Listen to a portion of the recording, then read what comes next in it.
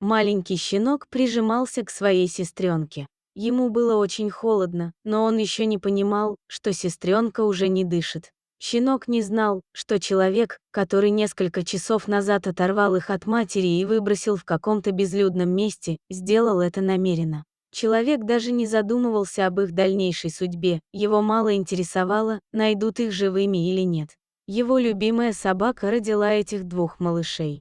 Несколько месяцев назад она сбежала из дома, прибилась к стае бродячих собак и гуляла с ними, пока ее не поймал хозяин. В положенный срок у нее родилось 2 щенка. Когда малыши немного подросли, хозяин положил их в машину и отвез подальше от дома. Дворник Иван шел домой из магазина, а из кармана у него торчала бутылка водки. И тут на его пути оказалась коробка. Иван машинально ее пнул, а оттуда донесся какой-то писк. «Ух ты, какой красивый!» Иван покрутил щенка в руках. «Подарю жене, у нее как раз сегодня день рождения, а на подарок у меня денег нет». Супруги долго спорили, как назвать щенка. Иван предлагал по-простому «Шарик» или «Бобик», а жена настаивала на красивом имени Рекс. «Ну ладно, это же у тебя сегодня праздник», — сказал Иван. «Пусть будет по-твоему». Так щенок стал Рексом, правда, счастья ему это не принесло. Жизнь у Рекса была непростой, как будто кто-то испытывал его на прочность, посылая все новые и новые испытания. Жил Иван в стареньком доме недалеко от трассы, поэтому их пьяные разборки с женой никому не мешали. Соседей поблизости не было. Рекса часто наказывали за лужи, пока он был щенком, за испорченную мебель и обувь, а иногда Иван мог просто так его пнуть, потому что Рекс попался ему на пути. Хозяйка тоже не любила щенка и никогда не защищала его от пьяного мужа. Из маленького пушистого создания он превратился в высокого, крепкого пса. По вечерам Рекс смотрел на освещенные окна домов и думал. Он не мог понять, для чего родился и живет на этой земле, если он никому не нужен. Он мечтал о том, чтобы у него был свой теплый дом и добрый хозяин, а он бы стал верным другом. Когда было совсем тяжело от пьяных запоев хозяев, он уходил на трассу и подолгу сидел там, вглядываясь в проезжающие машины. Ему казалось, что остановится какой-нибудь автомобиль, и добрые руки заберут его отсюда.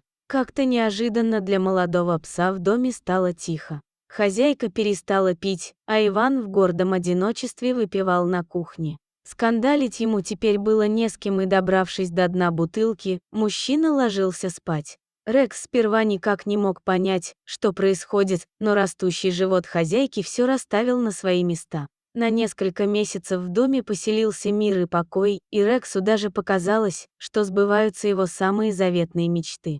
Но счастье собаки длилось недолго. В один из дней хозяева принесли в дом малыша, завернутого в одеяло. Маленький комочек вкусно пах молоком, и Рексу даже захотелось лизнуть его. Он сразу полюбил маленького человечка. Только зачем им ребенок? Что они будут делать с ним? Тревога поселилась в голове у собаки. И вскоре его опасения оправдались. Хозяйка плохо справлялась с ролью матери. На нее сразу навалилось все: кормление по часам, бессонные ночи, грязные пеленки. Ребенок – это тебе не щенок, которого можно кинуть подальше и не обращать внимания. И вот через пару месяцев они с Иваном опять стали часто сидеть за бутылкой на прокуренной кухне. Только теперь в доме страдали 2 живых никому не нужных существа, которые остались без материнской любви.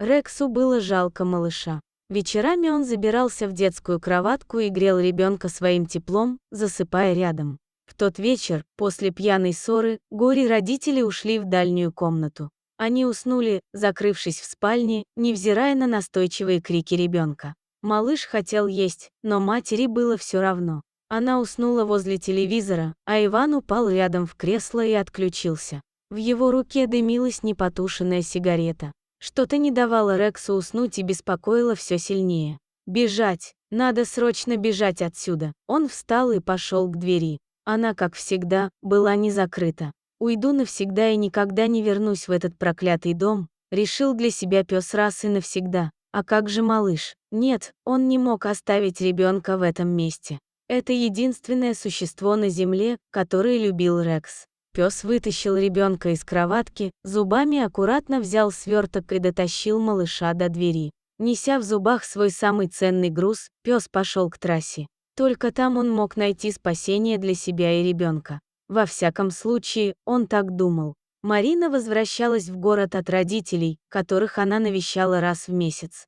Еще пара населенных пунктов, и она дома, а там ее ждет любимый муж. Вдруг впереди она увидела что-то на обочине. Она притормозила и остановила машину. Девушка не могла поверить своим глазам. Там действительно лежал маленький сверток, а рядом сидел огромный дрожащий от холода и страха пес. «Господи!» – пробормотала Марина и, подбежав ближе, упала на колени. Она увидела маленькое сморщенное личико ребенка, пытавшегося заплакать. «Боже мой, это же младенец!» – прошептала девушка. Она схватила его на руки и бросилась к машине. Надо было как можно скорее добраться до города и помочь малышу. Марина уже отъехала на несколько сотен метров, как вдруг вспомнила о собаке. Пес медленно брел по обочине в сторону города. Неожиданно машина с малышом дала задний ход и остановилась рядом с Рексом. Дверь распахнулась. Пес сперва даже не понял, что это его приглашают сесть на сиденье.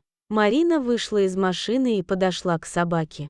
Добрые теплые руки ласково потрепали его за ухо. «Давай скорее, поехали домой», — услышал пес заветное слово «домой». Как же он давно мечтал его услышать. Машина мчалась по трассе все быстрее и быстрее. Рекс прижался к спящему ребенку всем телом и заснул под тихое шуршание колес. Все было так, как в его мечтах. Ему снился дом, добрые глаза девушки, ее теплые руки и миска с теплой кашей и мясом. А Марина думала о том, что этого найденыша она обязательно усыновит.